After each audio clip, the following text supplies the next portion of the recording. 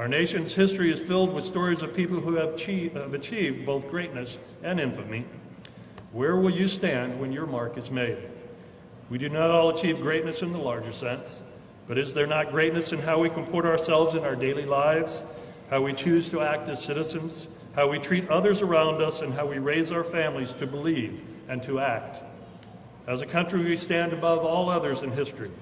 We are still a young nation with many flaws, but nowhere in the history of mankind have we seen a nation so filled with goodness and so able to offer so many positive changes to the world.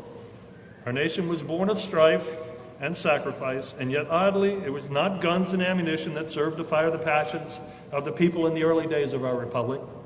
It was also words such as those found in Montesquieu's Spirit of the Laws, where he described the kinds of citizen personalities that must be developed for a just nation to flourish. He wrote, "In a tyranny, what you have to cultivate in the people is the capacity for fear. In a monarchy, you have to cultivate a taste and capacity for honor. But in a republic, what has to be cultivated more than anything else is virtue, public virtue. The development of a nation committed to public virtue was not instantaneous. Literacy was not as common as it is today, so word spread largely by word of mouth or by those who had the skills to read to others who could not. But the American capacity for virtue was unbounded, and what allowed our republic to take root and grow was largely due to the spread of knowledge and increased capacity for personal growth, the freedom to be better tomorrow than we are today. This was not an overnight thing. It was a metamorphosis of over 200 years, an evolution that continues even today, albeit with many failures. But our nation has seen the constant transition and expansion of knowledge that has moved constantly forward, a progress that would not and cannot be contained or inhibited. Your presence today, honored graduates, is a reflection that somewhere along the way, one virtue you captured was a desire for knowledge, and in doing so you created within you a will to succeed. Perhaps you captured what Pericles referred to as a lifelong sense of wonder, so your choice was the pursuit of knowledge. The pursuit of a degree is not an easy thing. So much can get in your way. And I know many of you wrestled with difficulties to continue, maybe more than once. I know how hard it must have been so many times, but in the end, like a champion wrestler, you pinned those doubts to the mat, and today you sit here victorious. Doesn't it feel good inside to know that you are our champions today? You are the champions in this room today.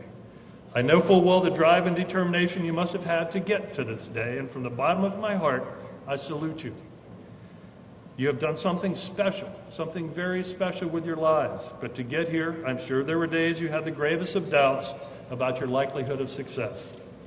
But you did succeed, and today you sit here listening to me as shining examples of the triumph of will. Our state and our country face many challenges. One of the greatest is seeking to place more qualified and talented workers in the American workforce. I think we are better served in our pursuits if we envision education as preparing us for the realities of the modern age. We are in a time when regular transfer from jobs to jobs over our lifetimes is the norm, and the need for us to learn skills that transcend any specific job or training is absolutely required. If we have learned anything from the past decade, it should be that opportunities, maybe not envisioned today, might be the desired careers of tomorrow. In part, this is why I ask that you not view today as reaching a destination, but more so as one stop along the lifetime journey you should have to gather knowledge and embrace challenges. The pursuit of knowledge has to be more than the pursuit of a degree. You too should never be satisfied. It can be a fatal conceit for us to think we have all the knowledge we need, or that we truly have all the answers. Daniel Boorstin, in his book called The Discoverers, wrote about those who made journeys where no man has gone before. He said, "My hero is man the discoverer. The obstacles to discovery, the illusions of knowledge, are also part of our story. They had to battle against the current facts and dogma of the learned. And these discoverers worked hard to prove those facts wrong, to change what it was that was the assumed knowledge of the day. That's just how I implore you today. Challenge what comes before you and question the assumed wisdom of our times. For only by constantly moving forward and breaking new ground will we advance as a society.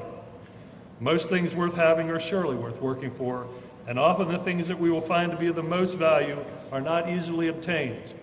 They do not have to shine with luster or glitter like gold. The parchment that you will receive today will prove to be of much more value to you in life than anything you might purchase. You earned this degree, and it is forever yours. You have made a wonderful investment in yourselves, an investment that will pay off for the rest of your lives, and you are not done. There is so much more to pursue. So let me focus for a minute on the quality of virtue once again, which is so often missing in our modern world. Daniel Robinson from Oxford University described virtue as the formation of character that has one behave under the light of his own reason, properly understanding what the risks and the mistakes are. Virtue is tied in with what one does voluntarily, with what one takes upon himself voluntarily. There can be no virtue without education, an education that creates an awareness of options and the knowledge to have the will to succeed. There is no education earned without effort, and the effort can be so hard, especially in these tough economic times. So are you, as new graduates, ready for the daunting challenges of tomorrow? Are you prepared to make a difference in your own lives, much less being able to challenge the status quo? Are you prepared to seek to advance and improve the lives of those around you? And will you do it with the humility needed that will allow you to embrace those around you and to succeed with honor? Even the good book, while calling for hard work, dedication to others, also most of all calls for humility. For in Matthew 23:12 we read, "For whoever exalts himself will be humbled, and whoever humbles himself will be exalted." And in Proverbs 29:23 we find the words, "A man's pride brings him low, but a man of lowly spirit gains honor." By doing what you have done so far, I can say you have honored yourselves, your families, your communities. But will you carry that knowledge you have gained to be used as tools for good? Will you choose to honor yourselves and others by being citizens of both knowledge and virtue, remaining humble even as you climb the ladder of success? As you receive your degrees today, my charge to you is to go forth as virtuous entrepreneurs, carrying the right kinds of values into the marketplace of ideas and commerce. You are not done here today. You are only beginning. That is why this is called a commencement. You will face many, many challenges, and within all of this, there will be growth within each of you of a demand for more personal meaning in your lives. As society speeds towards a future that will be uneven, unclear, and highly unpredictable, with jobs that dominate our economy that today do not even exist. Life is going to get more complex. Of this we can be certain. My view is that I can't wait for the challenges of tomorrow. About them, there's little we can do except arm ourselves with the ability, the strong ability to face up to what comes before us. You have taken a great leap forward with the accomplishments we honor here today. However, do not be satisfied. You are not done.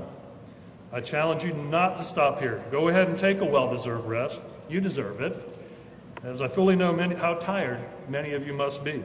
I felt the same fatigue. But the undiscovered journeys before you will require you to be armed with a stronghold of intellectual ammunition and a capacity to adapt, adjust, and alter the issues and situations which will confront you. I'm very confident that Weber International University, your families, friends, and experiences so far have done much to arm you as you leave this auditorium. It is what you carry within, your character, your drive, and your desire to improve, which will be your valuable allies as you move forward. I commend you for your accomplishments and congratulate you for achieving your dream. This is surely a magnificent day. You should be extremely, extremely proud of yourselves and justly proud of one another. When you are done today, be sure to thank those who have helped you and helped make all of this possible. They may not have sat weary-eyed in class after a long day at work, but without them, you would have not reached this milestone in your lives. Anything we do in life, we largely do to the indulgences, the sacrifices, support, and sweat of others. My heart... Also, I remind you, tomorrow is the most important day in all of our lives. And personally, all of you in the audience, I wish you the happiest of Mother's Day. To all of you out there, you deserve our thanks for all of you do as well. My heartfelt congratulations to the Weber International University class of 2011. May life bring you nothing but the best. Congratulations.